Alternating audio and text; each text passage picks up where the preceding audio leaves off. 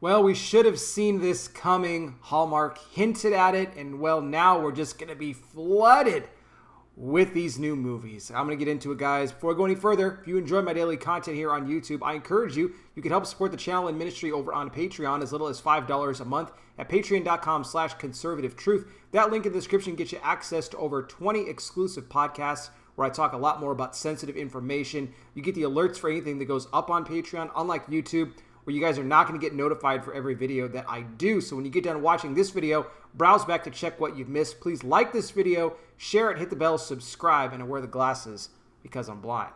Now, Hallmark, we saw this coming. All the backlash that ensued last year around Christmas time about the fact that Hallmark was not properly showing LGBT representation in any of their movies. It was kind of once called the last, conservative beacon of media there on TV. And well, now all they've done is caved to the cultural left. Hallmark spokesman coming out and saying that now this year our holiday table, it's bigger and it's more inclusive and welcoming than it's ever been before. And the argument with the left was this, that they didn't just want, LGBT characters, in the background. No, they wanted them in the lead positions in movies for Hallmark.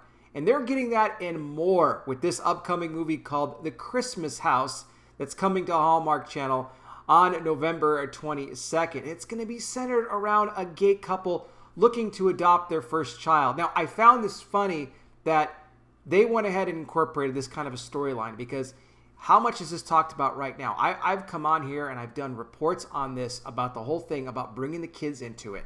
So you want to talk about really hitting the agenda? Hallmark is doing it here with this movie.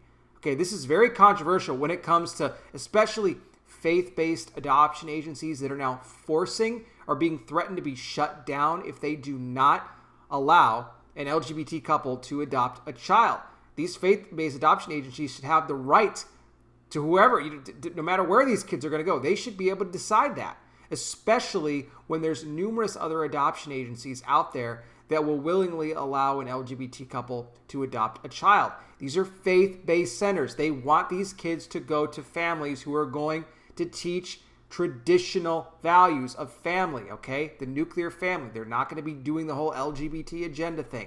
That's not what it's all about. So the fact that Hallmark is incorporating this into a storyline is absolutely sick that they would do this and bring kids into it. It's a shame to see what this network has become. But this is how you know where people really truly are. It's all out there in the open now, ladies and gentlemen. There is nothing more that's hidden. We are finding out what these companies are really all about. We found it out about Chick-fil-A. Now we're finding it out about Hallmark and so many others where their loyalty really lies.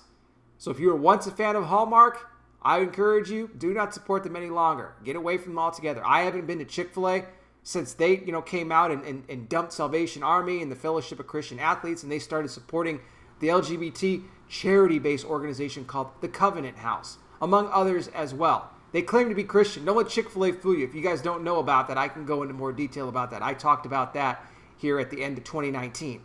So now we got a Hallmark that's doing this now. This agenda has to stop. We got to call this stuff out for what it is.